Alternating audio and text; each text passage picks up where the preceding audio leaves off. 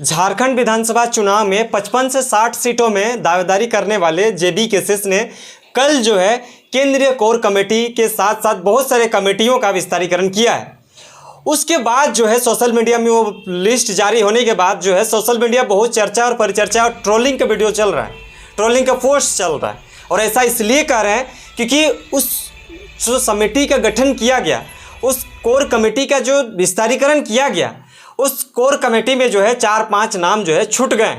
हालांकि बहुत लोगों का नाम छूटा है, लेकिन जेबी केसेस के कदावर नेता माने जाते हैं। जेबी केसेस की तरफ से हमेशा ही खड़े रहने वाले नेताओं का कोर कमेटी में ना होना लोगों में सवाल खड़ा किया जा रहा है। और लोग सवाल खड़ा कर रहे हैं कि आखिरकार इस तरह से कैसे हो सकता है कि जो लोग जो है पार्टी के लिए समर्पित भाव से काम करने वाले लोगों को जो है केंद्रीय कोर कमेटी में जगह नहीं दिया गया। हालांकि ये मेरा सवाल नहीं है, ये लोगों का सवाल है कि इस तरह से बातें निकल के आ रही हैं। हालांकि कितना सत्यता है कि केंद्रीय कोर कमेटी में जेबी केसेस के बड़े बड़े नेता जैसे मनोज यादव, संजय मेहता, देवेंद्र नाथ महतो के साथ साथ रिजवान क्रांतिकारी का नाम जो है नहीं दिख रहा है।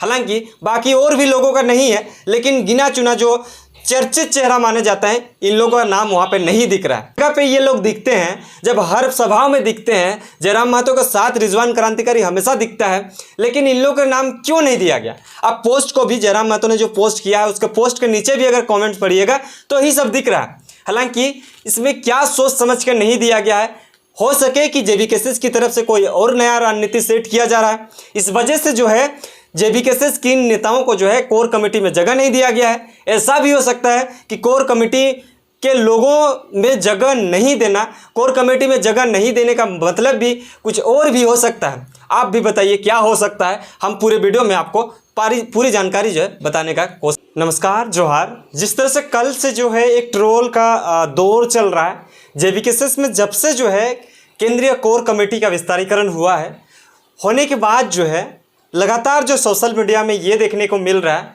कि आखिरकार 3-4 लोगों का नाम छूट कैसे गया। हम भी वही बात करना चाह रहे हैं, जो लोग सवाल को किए हैं वही सवाल को आपके बीच हम रखना चाह रहे हैं।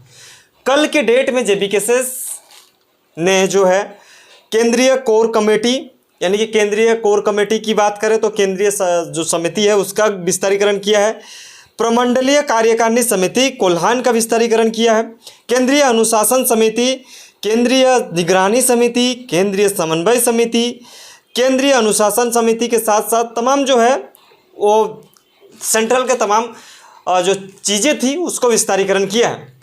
लेकिन चर्चा इस बात की हो रही है कि आखिरकार इन तमाम जो टीम का गठित किया गया, ये जो समिति का गठन किया गया, इसमें 3-4 नाम, अधिकतर लोगों का यही सवाल है कि 3-4 नाम जो है छूट रहे हैं। वो किनका किनका है? मनोज यादव, संजय मेहता, रिजवान क्रांतिकारी और देवेंद्र नाथ महतो।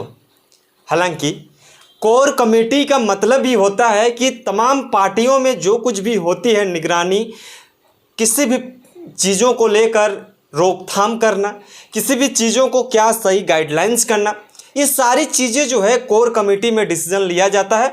उसके बाद जो है पार्टी में उसको अप्लाई किया जाता है, उसमें देखरेख किया जाता है।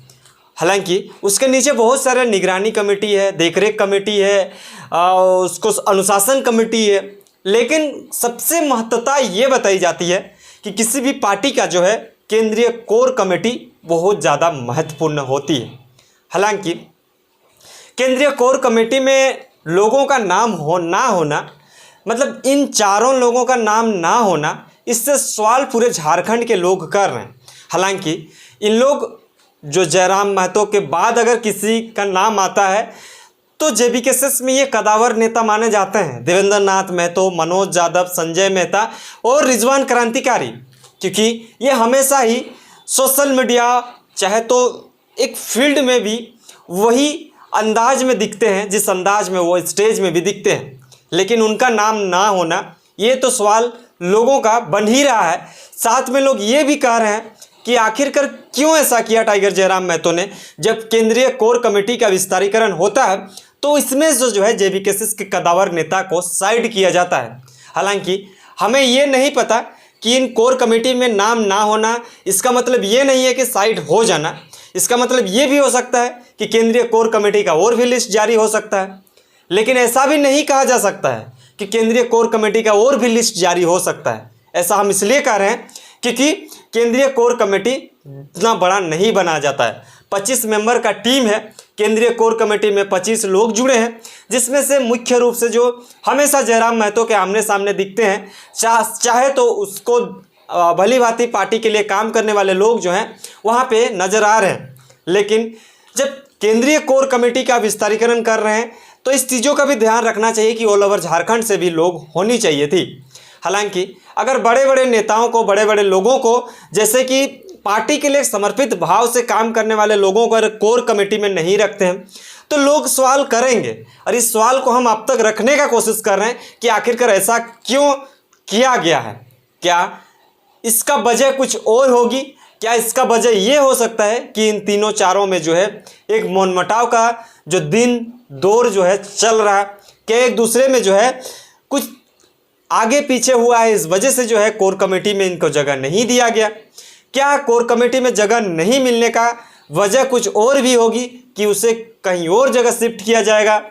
ये भी हो सकता है। लेकिन इनके जितने भी समर्थक हैं, ये लोग तमाम जगह पे, तमाम सोशल मीडिया के प्लेटफॉर्म में जो है ये सवाल खड़ा कर रहे हैं कि केंद्रीय कोर कमेटी में चारों का जगह नहीं होने से हम जो है नाराज़ हैं।